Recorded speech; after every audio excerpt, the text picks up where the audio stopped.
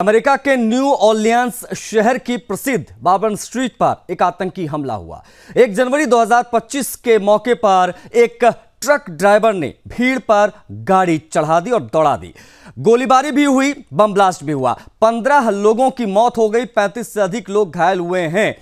हालांकि जवाबी कार्रवाई में हमलावर को मार गिराया गया। हमलावर की पहचान जिहादी शमसुद्दीन जब्बार के रूप में हुई, जो ह्यूस्टन का ही रहने वाला था।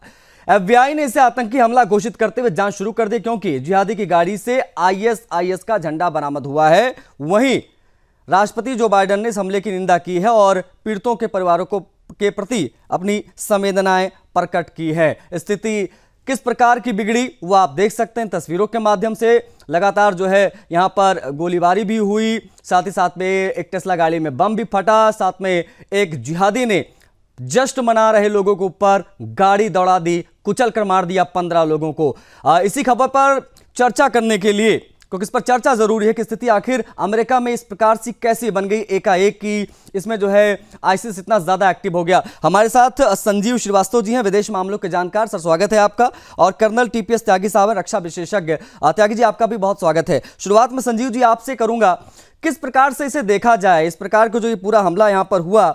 अभी ट्रंप ने शपथ नहीं ली है, उससे पहले इस प्रकार की स्थिति बनी। एक चीज ये, दूसरी चीज ये, उन्हीं के सहयोगी हैं एलन मस्क, उनकी टेस्ला गाड़ी में जो है बम रखकर उड़ा दिया गया। किस प्रकार की सिचुएशन अमेरिका में बन रही है? देखिए आशीष जी, ये जो हमला है ये सीधा सीधा अमेरिका के आने वाले जो नए राष्ट्रपति डोनाल्ड ट्रंप के लिए एक चुनौती है।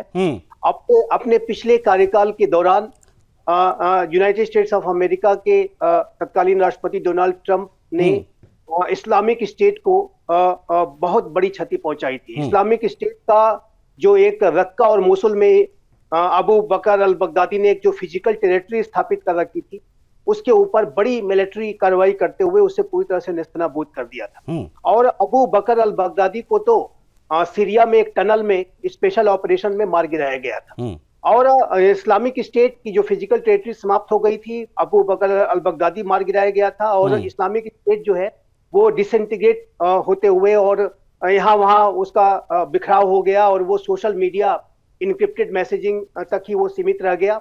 लेकिन अब जब फिर से डोनाल्ड ट्रंप सत्ता संभालने जा रहे हैं, तो ये जो बचे कुचे जहाँ कहीं भी जो इनके हाइड आउट्स हैं और सोशल मीडिया इत्यादि के माध्यम से ये जो आतंकी हैं इस्लामिक स्टेट के आज भी एक्टिव है और वो डोनाल्ड ट्रंप को चुनौती देने की कोशिश कर रहे हैं। लेकिन मेरा ऐसा मानना है कि अमेरिका के नए राष्ट्रपति डोनाल्ड ट्रंप का आतंकवाद के प्रति बेहद सख्त रुख रहेगा। और जिस तरीके से एक रेडिकल इस्लामिक टेररिज्म, रेडिकल जिहादी टेररिज्म ने एक बार फिर से डोनाल्ड ट्रंप को चुनौती देने की कोशिश की है, ऐसे में आने वाले समय में उनका जो रुख है वो आतंकवाद के प्रति बहुत ही हार्ड होने जा रहा है। और अमेरिका के बारे में मैं एक बात कहना चाहता हूँ कि अमेरिका अपने विरुद्ध किए गए अपराधों को न तो भूलता है और न उसे माफ करता है। नहीं, यही इस पर मैं इस पर बात करूंगा, क्योंकि जो 9/11 हुआ उसके बाद की जो स्थिति बनी अमेरिका में, उसको लेकर भी लोग चिंतित हैं, विशेष तौर पर वहाँ का जो मुसलमान वर्ग है जो वहाँ पर रहता है। इसके बारे में भी बात बहुत ज़रूरी है कि क्या सिचुएशन होगी और किस प्रकार से जांच आगे बढ़ेगी, उसके बारे में भी बात कर लेते हैं। त्यागी जी हमारे साथ हैं, उनसे बात करना बड़ा ज़रूरी हो जाता है। कर्नल TPS त्यागी साहब, आप किस प्रकार से देखेंगे इस हमले को? और सुपर पावर अमेरिका, वहाँ पर एक नए तरीके का हमला होता है, क्या ये सुनियोजित तरीके से हमला प्रॉपर दिखाई दे रहा है? क्योंकि इन्वॉल्वमेंट सिर्फ एक की नहीं है, इसमें एक जिहादी नहीं, करीबन 4-5 ऐसे बताए जा रहे हैं जिनकी इन्वॉल्वमेंट है। सोच समझकर पूरी प्लानिंग के तहत हमला किया गया। आपको लग रहा है ये सारी चीजें मुमकिन है अमेरिका में? और अगर है तो किस प्रकार से इन चीजों को अंजाम दे दिया जाता है इस सो कॉल्ड सुपर पावर देश में? देखिए, ये बात जो आप कह रहे हैं ये तो फेडरल ब्यूरो ऑफ इन्वेस्टिगेशन भी कह रही है कि एक शमसुद्दीन अकेला नहीं था, इसके साथ में और लोग भी थे। और उसका यहीं से कंफर्मेशन होता है कि उसके उस ट्रक में ISIS का फ्लैग भी था। इतना ही नहीं, उसमें इम्प्रोवाइज एक्सप्लोसिव डिवाइस भी थी, यानी कि गोली का भी इस्तेमाल हुआ, IED का भी इस्तेमाल हुआ। और उसकी इच्छा थी कि वो और लोगों को मारे। अभी तो उसमें 15 ही मरे और 35 ही घायल हुए। वो तो अल्लाह को प्यारी है कुर्बानी, एक कुछ सेंटेंस के ऊपर चलने वाले ये आतंकी इन्होंने किया। अब ये बात भी सही है कि हाँ, ट्रंप ने बड़ा एक्शन लिया। डोनाल्ड ट्रंप ने, या यूं कहिए कि अमेरिका ने लादेन को मारा, बगदादी को मारा, सुलेमानी को मारा, और अपने जो जिन लोगों ने अमेरिका को नुकसान पहुंचाया उन्हें मारा। लेकिन मैं समझता हूं कि ये तो ऐसे है कि जैसे आप किसी पेड़ की जड़ को छोड़ के उसके पत्तों के ऊपर प्रहार करके ये व्यक्ति सोच के खुश हो जाए कि मैंने एक्शन ले लिया। सर, ये एक्शन असलियत में इनका ओरिजिन जो है वो अमेरिका ही है। अमेरिका ही ये काम करवाता है, अमेरिका ही आतंकी संगठनों को। अब देखिए जो अभी सीरिया में हुआ, एसटीएस क्या है? एसटीएस को एक आतंकी ग्रुप डिक्लेयर किया हुआ था अमेरिका ने। एसटीएस के ऊपर 10 करोड़ रुपए का इनाम भी रखा हुआ नहीं तो था। सत्ता तो एसटीएस की सत्ता जो आई है वहां पर सीरिया में, वो तो उसमें तो अमेरिका की इन्वॉल्वमेंट थी ना सर। अरे मैं यही तो कह रहा हूँ कि जिसको अमेरिका ने आतंकी ग्रुप कहा, जिसके ऊपर 10 करोड़ रुपए का इनाम रखा, उसी आतंकी ग्रुप के साथ मिल गए। मतलब ये माना जाए सर, क्या ये माना जाए त्यागी जी कि आग में हाथ डालोगे तो जलोगे वाला कॉन्सेप्ट यहाँ पर अगर आप जाओगे उस चीज में तो नुकसान आपको भी होगा, और मुझे लग रहा है कि वो स्थिति दिखाई दे रही है। आईएसआईएस फिर से एक्टिव हो रहा है अमेरिका में। जी, अभी जब चुनाव चल रहा था डोनाल्ड ट्रंप का, तो डोनाल्ड ट्रंप और कमला हैरिस के बीच में बात आई गन कल्चर के ऊपर, क्या विचार है।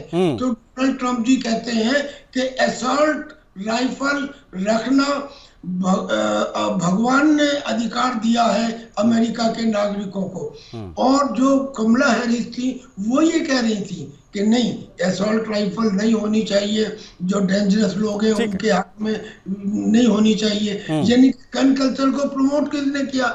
डोनाल्ड ट्रंप ने।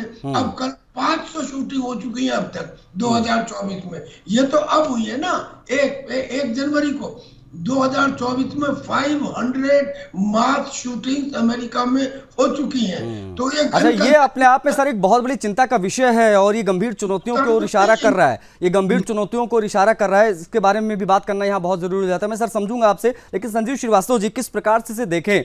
अमेरिका आग में हाथ डालता है और जैसा कि सीरिया का जिक्र अभी सर ने किया, मुझे लगता है आप भी इससे इत्तेफाक रखेंगे। पहली चीज ये, दूसरी चीज ये, आईएसआईएस की एक बार फिर से तेजी से बढ़ती सक्रियता क्या अमेरिका में गंभीर चुनौतियों को इशारा है? अगर यह है तो इसे कैसे टैकल किया जा सकता है, और इस सिचुएशन जो बनी है इसके पीछे का मुख्य कारण आपको क्या लग रहा है?